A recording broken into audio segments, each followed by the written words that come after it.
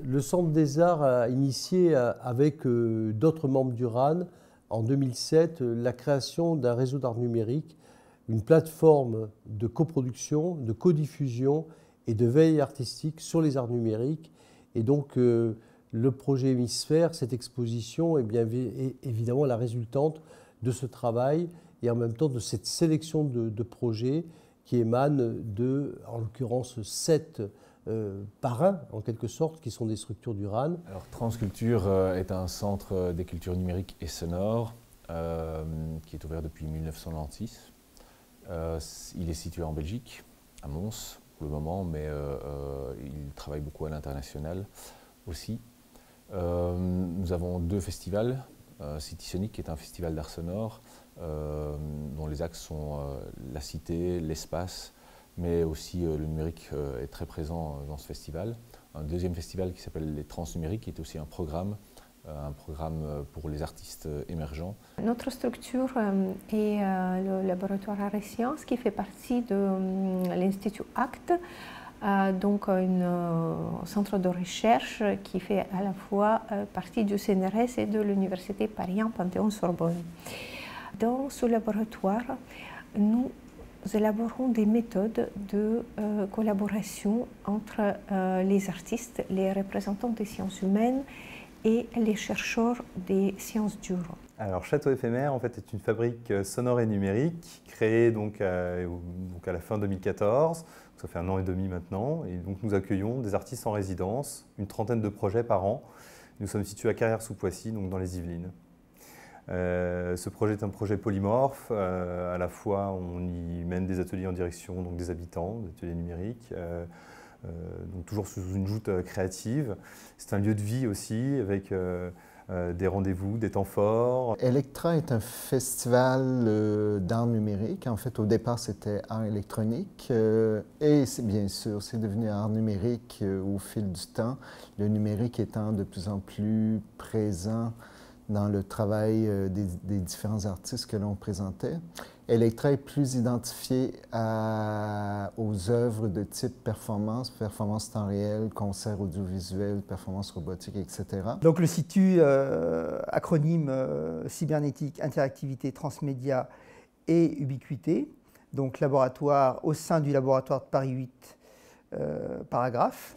Donc le CITU créé entre Paris 8 et Paris 1 par Maurice Benayoun et Jean-Pierre Balp, travaille sur tout ce qui est recherche, usage, transmédia, développement de nouvelles situations artistiques avec les nouveaux médias et avec les technologies. Alors la Maison Populaire, c'est une association pour la culture et les loisirs qui existe depuis 1966.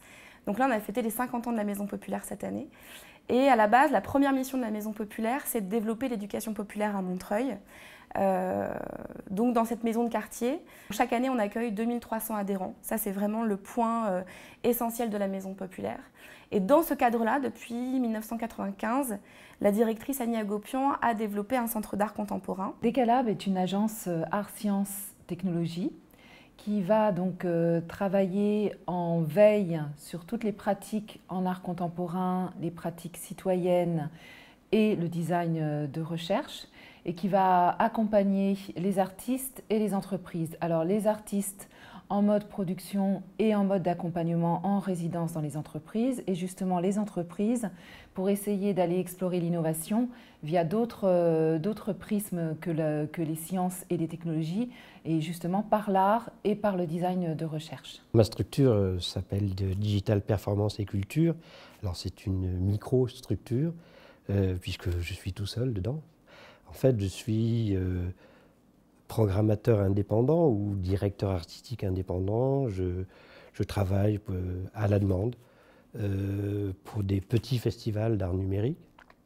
Et surtout, j'accompagne des artistes sur le long terme, ce que j'appelle le long terme, c'est-à-dire 4 ou 5 ans, sur plusieurs œuvres. et principalement des performeurs ou des chorégraphes. Le Centre des Arts est une scène conventionnée par le ministère de la Culture sur les écritures numériques. Le Centre des Arts est un lieu de production pluridisciplinaire et en même temps un lieu de diffusion et des pratiques artistiques sur le numérique. C'est un lieu également qui est un lieu de rencontre avec d'autres disciplines artistiques.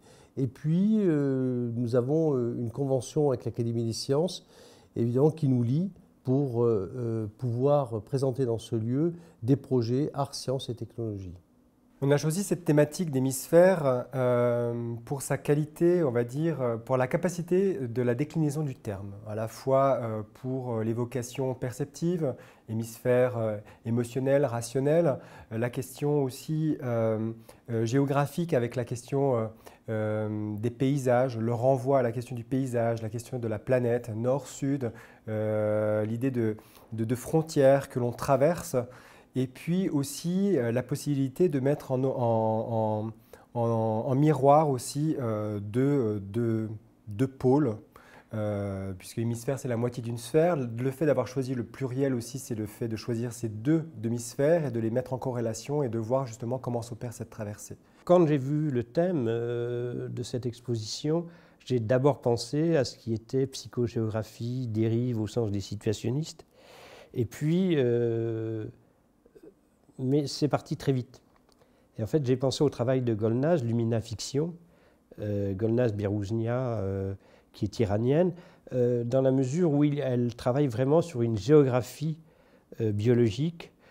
L'œuvre que nous présentons dans cette exposition est une œuvre collective qui est faite, donc encore une fois, en mode d'échange entre les artistes, les philosophes et les scientifiques, qui reprend les recherches purement scientifiques menées dans les années 30 par le grand physicien, immense physicien Lev Landau. Peut-être qu'on aurait vécu aujourd'hui dans un monde différent d'ailleurs si cette recherche n'aurait pas été arrêtée à l'époque. Et peut-être que la reprise de cette recherche dans notre temps nous permettra finalement de changer le cours des choses et changer le monde. On a pensé au lab parce que le lab se situe, je dirais, entre ces deux frontières, à la fois du botanique et du numérique. Et d'une certaine manière, cet antagonisme, qui peut aussi être une force, dans leur travail et peut traduire d'une certaine manière une certaine réunification voilà, entre ces deux propos. La nature d'un côté et puis les nouvelles technologies de l'autre. On a choisi d'exposer une pièce de Flavien Théry qui s'appelle Spectre, qui reprend le principe de la pièce qu'on a proposée pour Enghien, donc Dividers, qui propose de jouer sur la perception de l'œil humain et de révéler le spectre chromatique par le biais de la lumière blanche et de ce fait, du coup, de révéler des possibles. On travaille en ce moment avec l'artiste David Guèze, qui lui est sur un projet de réalité virtuelle et de capteurs neuronaux. Et à partir de ce projet-là, moi j'ai exploré aussi ces autres projets. Donc là, le projet qu'on présente, Caméra 2067, est un projet plus ancien, mais qui interrogeait des choses assez subtiles, justement, sur hémisphère, géographie de la perception, puisqu'avec Caméra 2067, qui fait partie d'un projet plus global qui s'appelle 2067, on voyage avec des objets dans le temps. C'est-à-dire qu'avec Caméra 2067, on va prendre des photos qui vont être envoyées dans le futur. Le promeneur écoutant, donc association entre le CNAM, Cédric et le Situ Paragraphe, présenté à Futur Enseigne il y a déjà 3-4 ans dans la suite de Terra Dynamica.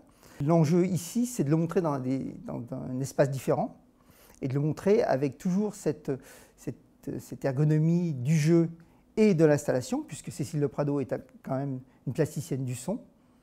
Elle n'est pas une technicienne, une plasticienne du son, quelqu'un qui travaille sur des environnements installés sonores et puis des compositions sonores. Donc l'œuvre Oculaire Oscillation, c'est une œuvre au départ qui traite de la perception, mais c'est une œuvre immersive. aussi. Donc, le fait de l'avoir créé dans un dôme, sur un système audio quadraphonique, faisait en sorte que le champ perceptif, le champ visuel était complètement couvert. Donc, le spectateur se retrouvait complètement pris par l'œuvre. Ici, elle a été adaptée de façon extrêmement heureuse et ça fonctionne très, très, très bien. Ça reproduit, je dirais, presque en tout point, l'expérience qu'on pouvait vivre dans un dôme. Donc pour les bains numériques, on présente Nicolas D'Alessandro, qui est un chercheur artiste belge issu de l'Institut Arts Sciences Numédiaires de l'Université du Mons. Son champ de recherche, c'est la lutherie numérique. Enfin, un de ses principaux champs de recherche, c'est la lutherie numérique. Et il est spécialisé dans la voix humaine synthétique qu'on peut retravailler en temps réel. Du coup, on a choisi deux artistes, de les parrainer, c'est-à-dire le travail à la fois de Julien Poitvin, qui est un artiste venu de Belgique et qui propose ici une installation météo, on va dire, qui va mettre en regard l'intérieur de l'espace d'exposition avec 8 tubes de métal dont le son sera tributaire lui-même de l'extérieur du centre, puisqu'à l'extérieur du centre a été placée une station météo qui va prélever l'intensité du son et qui va être retransmise d'un point de vue mécanique dans ces tubes. La deuxième installation, c'est une installation de Fabien Léostic, qui lui vit en région parisienne, qui va faire une proposition d'installation, d'autonomisation de 3 plantes, de 3 cyprès, qui mythologiquement ramènent à la question d'éternité et qui sont ici dépendants et tributaires de l'électricité. Hémisphère, l'exposition Hémisphère, exposition collective, est la préfiguration de la 9e Biennale internationale des arts numériques, les bains numériques autrement dit, qui va être cette année du 1er au 5 juin, évidemment un festival qui va être consacré aux 350 ans de la création de l'Académie des sciences. Donc vraiment un volet Hémisphère, évidemment où nous sommes sur une cartographie des perceptions, et puis d'une manière plus générale, Monde sensible, qui est le titre générique du festival de la 9e Biennale, évidemment qui est un petit peu notre rapport au monde, nos représentations du monde, notre imaginaire du monde, à travers la pensée scientifique, la pensée artistique, pour simplifier, eh bien, entre ces représentations qui sont sur l'image générique du festival, c'est-à-dire ces 2 globes, un globe terrestre, un globe céleste, on pensera le monde physique et le monde virtuel.